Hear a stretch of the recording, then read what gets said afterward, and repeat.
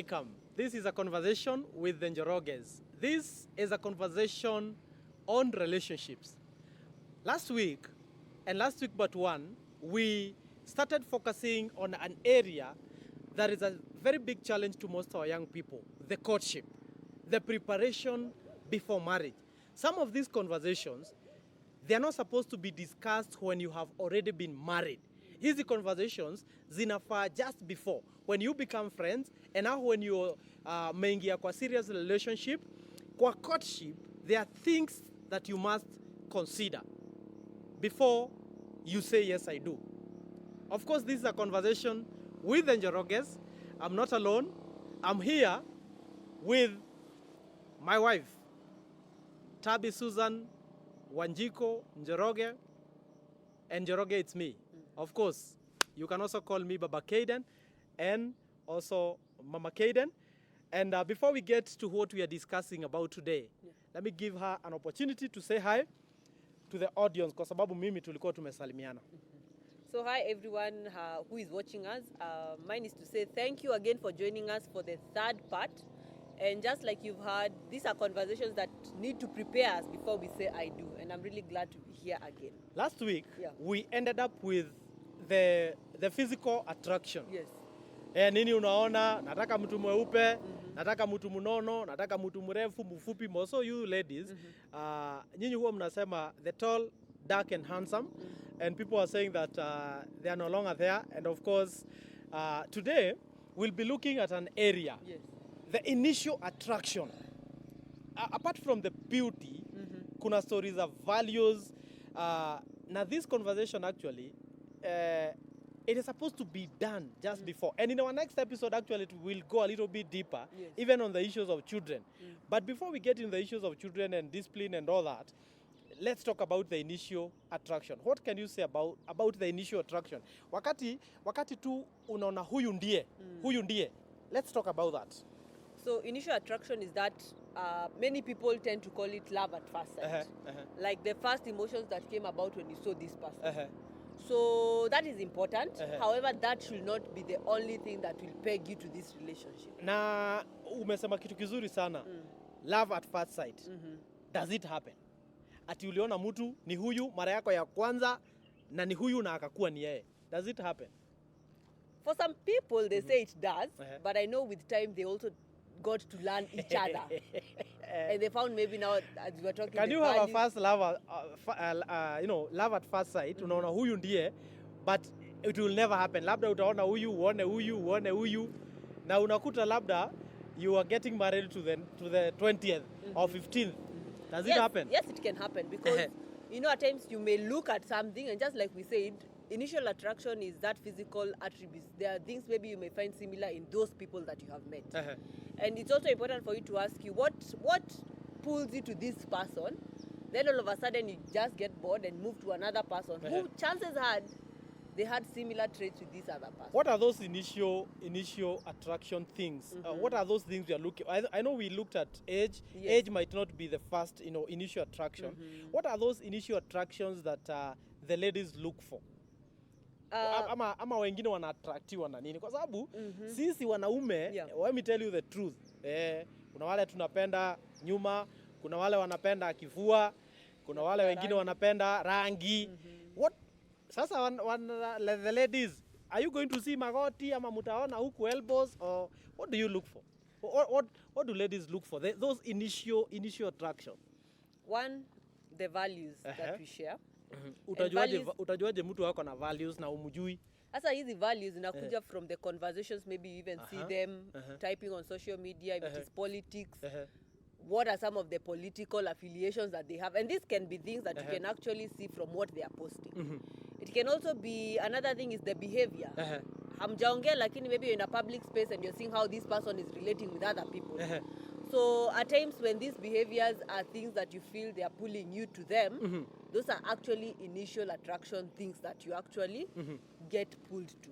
When you talk about the things that surround that person, when you're talking about the initial attraction, are we considering kuangalia like family, social status, huyu mtu anatembea na kina nani? Do the ladies consider those kind of things? In-laws, unajua unaangalia nani atakuwa in-law wangu, huyu mama yake ndiye atakuwa, huyu baba yake ndiye atakuwa my in-law, because these are things that the young people ignore at the initial attraction. And then when it gets to that level of seriousness, then again, the problem comes na watu wanaachana. Although they have said, it has been said you better, the better a broken courtship and a relationship than a broken marriage. Yeah, but what do you think about those things that the young people probably ignore? The in-laws, where are we going to stay? Although we are getting there, what do you think about that when you talk about the initial attraction? Most people rarely talk about those things because they are feeling like they are too serious. But the reason why we are talking about courtship is because it's also a serious affair. This is also a preparation for a time you want to stay with this person. So these are conversations that you should actually have during that time. And things like, how many children do you want to have? We are going to get that in the next episode. Yes. But let's focus on some of the things that that are not discussed. Yes. For example, who is going to be, and this one I'll put a disclaimer. Yeah. I went for counseling. We went for counseling. Yeah. And some of these things, they were never mentioned. They were never mentioned. Who is going to be, of course, there are people who believe in the Bible. Yeah. And we know that the woman is supposed to submit to the man. But the conversations of like, who is going to be the provider? Yeah. Do you think that is something that important that should be discussed during the courtship? Yes, it should. Because when you start having these conversations of who is going to be the sole breadwinner, you are open. If the man says, I feel you will be the sole breadwinner, or the lady says, I think I will be the one who will be providing for this home, and I'd like you to take care of the kids, and you agree. Or you'll also feel like maybe the way they are thinking... You see, this one is going to bring a lot of conversation. That is why I'm laughing. Yeah. And I want to cut you short and go to the next level and ask, what about the issues of authority? Because we are in a generation where I don't want to put thought into ladies that they should have authority. Like, who should be calling the shots in the family? Because you find that in the generation we are living in, they are the ladies who would want to call the shots. And the man, because it was not discussed, I could discuss you pale kwa courtship, unakuta the lady ndiye ana make the shot, ana call the shots, na inakuwa a confusion to the society who is supposed to be calling the shots. What do you think that is a conversation inapaswa kufanyika kwa courtship before you say I do? I think even before you go to the parents. Yes, it's very important. And also, this also comes about with what we said, complementing. We may find maybe the society feels that the man should be the one to call the shots. But his personality does not allow him to. So the wife maybe has a stronger personality. And I'm not saying like she's going to come and put him down, but she's coming on board with something that maybe the man will also start appreciating. So they'll be like, okay, so in this family, yes, you'll call the shots. I'll also be there to support you and back you up. When the young people are listening to this, wanafikiria bado hatujaingia kwa marriage. But Musa and Tabesu, are you talking about, let's say for example, you had mentioned about the issues of kids. Yes. Let's talk about where the kids will go to school. You see, these are very small things that can be ignored during the courtship. But if you don't talk about this during courtship, inaweza fanya muachane. Do you think that is... That's very true, because the person may feel like, for me, maybe I may want a public school, and you may want a private school or an international school. And since we did not agree and we did not have this conversation, boarding and day school. So now the time is here, the kids are already here, and we are starting to have a fight of where the kids are going to. So we are telling the young people that these are conversations that should be done. Na si ile ati anakuja kwa anaenda kwake mwakaongea huko, kwa sababu hiyo itatana up into another story. And that one is a conversation for another day. Probably they sit somewhere in an open place where they can even have a pen and a paper. Yeah, true. They are writing on how are these decisions going to be made. Let's talk about if both we are going to work or not. Yes. Because again, we are in a 21st century where most of the ladies are working. But when we are growing up, the mothers were home. Is this something that should be discussed during the courtship? Ama to discuss to kisha sign certificate?